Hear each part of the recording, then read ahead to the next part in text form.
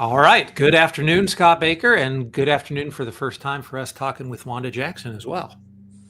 Dynamite, Mikey. I'm excited. The topic of today's field note here on Lead Better is getting better at tough conversations. And I'm a little worried because Mikey's like, I need to bring Wanda in on this one. And I'm like, Yeah. Shit, Wanda is our HR rep. What did I do wrong? What did I do wrong? Bringing the big Again? guns. Bringing the big guns. Yeah, exactly.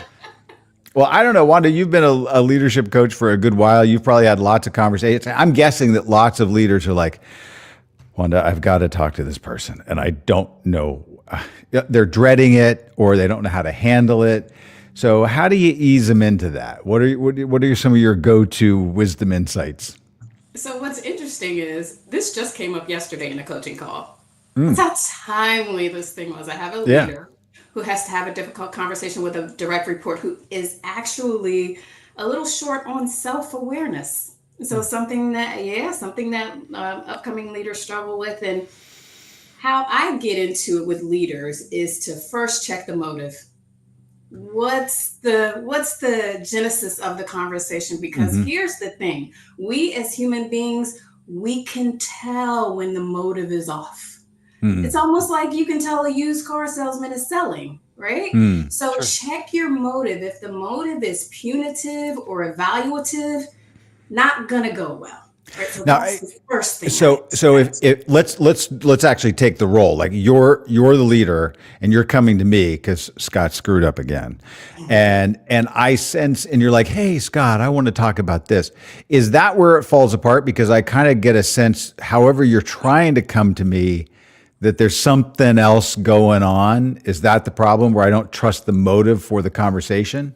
Yeah, it is. If I am coming with a motive of I told you so, or that wasn't a good thing, and I'm going to wag my finger at you, it becomes then all about the ego. It becomes about punishment. I get it. It does not become about a collaborative conversation about how we move forward.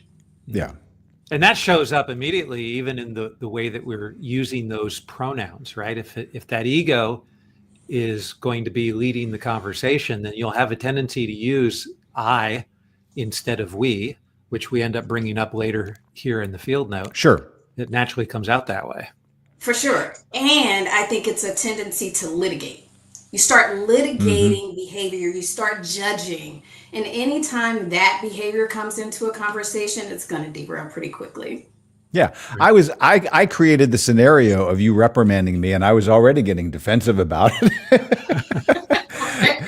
Now, Mikey, you were talking about the I to the we and reframing. And I think there is power there. The field note kind of talks about that a leader can come and say, well, instead of making this a confrontation or a real knockdown drag out, it's more of like, okay, we've got this problem. How are we going to work on it? Or here, let's talk through some ideas that we could both approach. That we can help. But do you feel like some people see through that? It does. And I think that it even came up in the comment section over on Substack for us. David mentioned that this use of we, like if it's not a part of your normal vernacular to kind of use the royal we, but then you're using it in a tough conversation, he said people will see right through that. But what David specifically said is that in his experience, today's post works best for people in a more people-centric role versus those in data or things-centric. And so he's suggesting that if you're coming at it from a more data-centric role, that maybe even changing that pronoun from an I to a we is something that people might even say. And what David specifically said is he did that, and people are immediately like, cut the crap, David. Come on. Yes, right. You can just level with us, right? Yeah. And so, this isn't an admired leadership behavior. Usually I would kind of recoil at that and be like, no, we're after the universals. But this specific thing doesn't necessarily reach the level of an admired leadership behavior because it's not universal. And so perhaps going into, okay, what is a person's learning style? What is their personality? Especially if it's a difficult like layoff conversation, like get to know the person a little bit before you just pounce into this conversation to see what their hopes and dreams might be. And we see that illustrated in the Up in the Air movie, right? About how a person who does this professionally might kind of soften the blow for people. But that's an accelerated version of it. I would like to think that a leader would have had those, orienting relationship conversations months and months and months before, a hard conversation like this even comes up. Yeah. Well, is that shift then, even if we don't want to use the royal we, and there actually is research that proves that some people do, it actually makes it worse. Like if I think you're all of a sudden being like, it's because it can come across, I don't know, Wanda, if you would see it this way. How can we help leaders be collaborative without being patronizing? Yeah, I think that's an excellent question. And I think Mikey is onto something in that it starts before this conversation. If you're waiting for this tough conversation to build a relationship and create trust, it's probably not going to happen, right? Especially in a tough conversation. And so I agree that we language can come off rather condescending, especially if you haven't used it. For our communication side of the house, it is how we're always communicating as leaders, right? And so again to Mikey's point, if you've developed a direct communication style with your direct reports, then they come to expect that. So it isn't so much of being seen as condescending or another provocative verb, if you will. It's that way, it's our ways of working that we've created over time to communicate with one another. It's that shared understanding of language and style that's already been built as the foundation for our relationship and our ways of working together. I do agree, though, that framing it with or in the spirit of collaboration creates a shared ownership. And so the leader finding a way to have empathy in that conversation, to have understanding and curiosity in that conversation instead of judgment goes towards that collaboration I think you're talking about. Okay. Now, let's say, Wanda, that Mikey has to have a tough conversation. Yesterday, we learned that Mikey lost a key conversation around the discussion. I didn't lose it. In the house, the question was, they have 2 dogs and they have a foster slot for a foster dog. And someone in the house, I'm not saying to be specific, wanted to have 2 new foster dogs that were smaller than one big foster dog. I was hearing some barking going on in the background, right? And From I'm not Mikey sure. or the animals. And now I don't know if that was Mikey's dogs or Wanda's dogs. Now, what I'm saying is, let's say when this is over, Mikey needs to go have a conversation. I knew that having these 2 small, yappy, irritating foster dogs was going to be a disaster. I'm making a little bit of a joke at this. We all have to have some of these sort of day-to-day irritating conversations where we're just expressing needs and desires.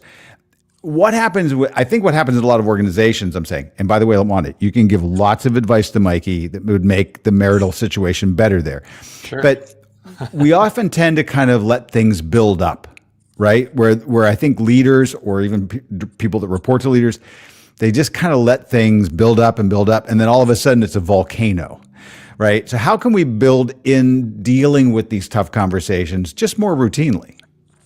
Yeah, I think that's an excellent question. And I think one of the things we have to do is understand the time element. So we talk about that in my leadership, right? Not to let a lot of time go by because people forget, right? B, it can create resentment, to your point, and it can create a lot of anger. And then when you let too much time go by, people begin to want to relitigate what they think they remember from the situation, right?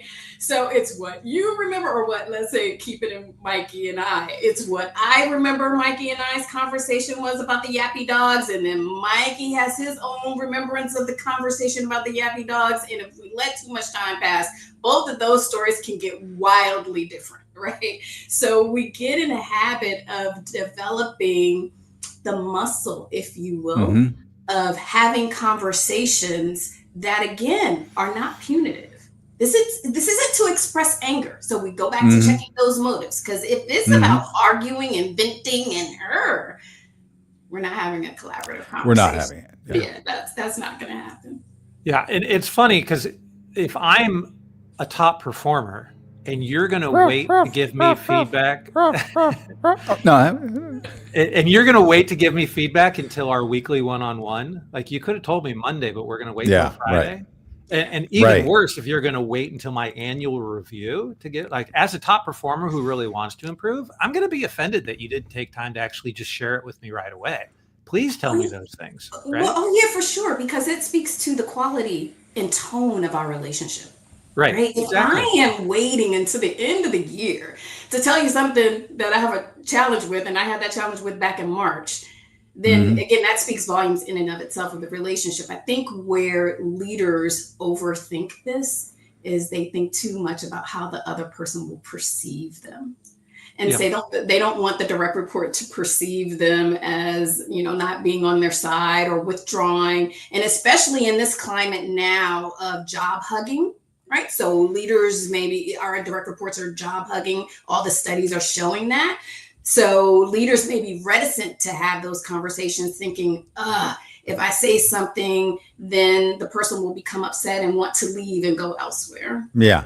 You're giving me a new term. What is I didn't know that. I didn't know that term either. I was like, yeah, it's job hugging in this retention market, right? So leaders are faced with an ever important goal to retain talent in this market.